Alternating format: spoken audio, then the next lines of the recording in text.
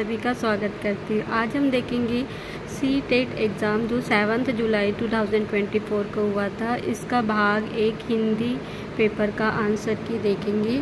तो इसमें पूछा गया था गद्यांश, निम्नलिखित गद्यांश को पढ़कर पूछे गए प्रश्नों के सही या सर्वाधिक उपयुक्त विकल्प का चयन कीजिए। पहला क्वेश्चन था 91, राजा के किन गुणों की चर्चा गद्यांश में की गई है?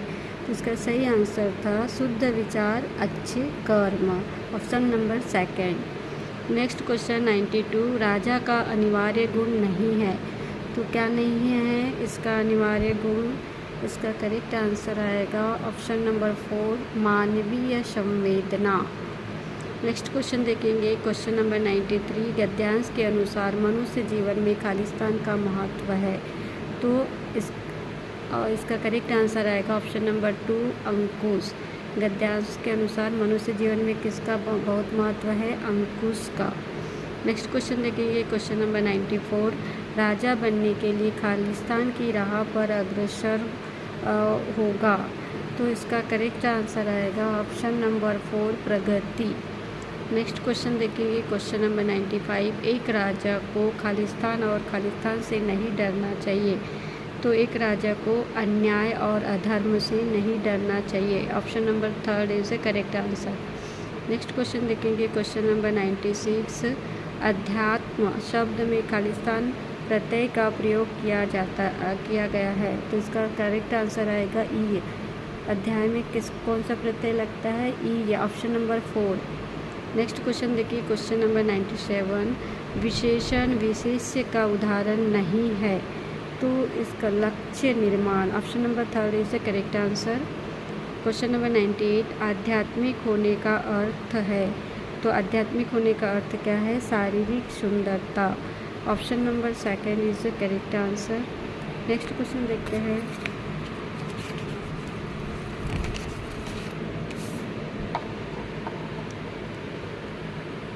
क्वेश्चन नंबर 99, अपने मन का राजा होने से तात्पर्य है। तो इसका सही आंसर आएगा अपने जीवन पर अंकुश लगाना, option number 3 is the correct answer. Next पूछा गया था नीचे दी गई कविता को पढ़कर प्रश्नों के सबसे उचित विकल्प का चयन कीजिए। तो इसमें कुछ कविता दी गई है, गांधी, तिलक, सुभाष, जवाहर का प्यारा यह देश है, जियो और जीने दो का सबसे देता संदेश है, प्रहरी बनकर खड़ा हिमालय जिसके उत्तर द्वार पर, हिंद महासागर दक्षिण में इसके लिए विशेष है, लगी गूंजने दसों दिशाएं वीरों के यश गान से, हमें मिली आज़ादी वीर शहीदों के बलिदान से। तो इसमें क्वेश्चन नंबर 100 पे पूछा गया है कविता में किस संदेश की बात की गई है? तो जियो और जीने दो, option number 3 is the correct answer. Question number 101, कविता में किन वीरों के यशगान की बात की गई है? तो जिन्होंने शांति यात्रा का शुभारंभ किया, question option number 4 is the correct answer. Next question number 102, Himalaya का संधि विच्छेद। तो हिमालय का अगर हम संधि विच्छेद करें तो हिम धन Alay, option number 2 is the correct answer. Question number 103, कविता में किन महापुरुष का उल्लेख किया गया है?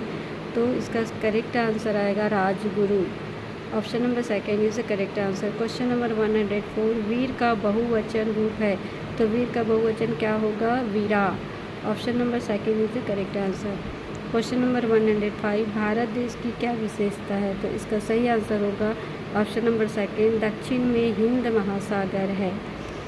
क्वेश्चन नंबर 106, यह अधिगम का एक प्रकार है जिसमें बच्चे को उच्च स्तरीय मानसिक प्रक्रियाओं जैसे बुद्धि या तर्क करना आदि का प्रयोग करना होता है। इसका करेक्ट आंसर आएगा अवधारणा अधिगम, option number 1 is the correct answer. Next question देखेंगे क्वेश्चन नंबर 107, किसी टॉपिक पर मानस मंथन करने के बाद भी एक बालिका अपने आप से अनुच्छेद नहीं लिख पा रही है, हालांकि वह वयस्क या सहपाठी के मार्गदर्शन में लिख लेती है। इस प्रकार के मार्गदर्शन को क्या कहते हैं? तो सहपाठी परामर्श, option number 2 is the correct answer. Question number 108, निम्नलिखित में से कौन सा कथन पाठ्य पुस्तक के बारे में सही है? तो सही कौन सा है? ऑप्शन नंबर फर्स्ट, यह पाठ्यचर्या में उल्लिखित उद्देश्यों को प्राप्त करने में मदद करती है। क्वेश्चन नंबर 109, आप कक्षा 5 के अध्यापक हैं। आपने विद्यार्थी को पाठ्य सामग्री अच्छी तरह से पढ़ने के लिए कहा है। उसके बाद आप संदर्भ और प्रसंग को ध्यान में रखते हुए प्रश्नों के उत्तर देने के लिए कहते हैं। इस प्रक्रिया के द्वारा आप विद्यार्थियों को किस तरह के पठन के लिए प्रोत्साहित करते हैं? तो सरसरी तौर पर पठन। Option number second is the correct answer. Question number 110, एक अध्यापक होने के नाते आप एक बच्चे की उसके कुल भाषा प्रयोग के लिए प्रशंसा करते हैं, यद्यपि उसने कुछ शब्दों की वर्तनी गलत लिखी है। आप कक्षा में किस उपागम का प्रयोग कर रहे हैं? तो रचनावादी। Option number second is the correct answer. Question number 111, भाषा अर्जन केवल तभी घटित होता है जब बच्चों को भाषा का परिवेश या एक्सपोजर दिया जाता है। Option number third is the correct answer. Question number 112, एक भाषा अध्यापक को चाहिए कि वह शिक्षार्थियों को स्वच्छंद लेखन के लिए प्रोत्साहित करे, क्योंकि स्वच्छंद लेखन का शिक्षार्थियों के लिए लाभ है। शिक्षार्थी ये महसूस नहीं करते हैं कि उन्हें कुछ अधिक या एकदम सटीक लिखना है। Option number second is the correct answer. Question number 113, Khalistan तथ्यों से कहीं आगे जाकर अनुमान लगाने का तरीका है। पाठ्य सामग्री का विस्तार। Option number third is the correct answer. Question number 114, कक्षा में मातृभाषा को स्थान न देना किस विधि की विशेषता है?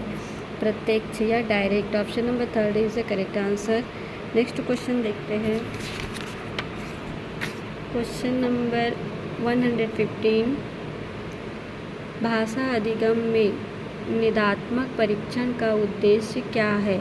तो इसका करेक्ट आंसर है ऑप्शन नंबर सेकेंड, बच्चों की समझ में रह गए अंतरों को जानना और उपचारात्मक कदम उठाना।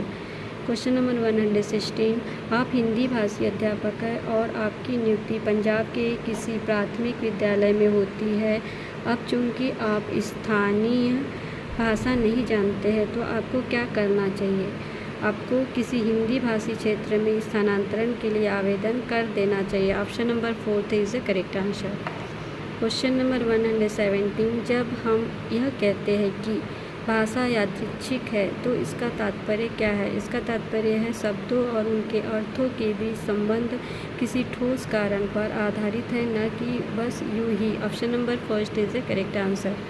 क्वेश्चन नंबर 118, व्याकरण पढ़ाने का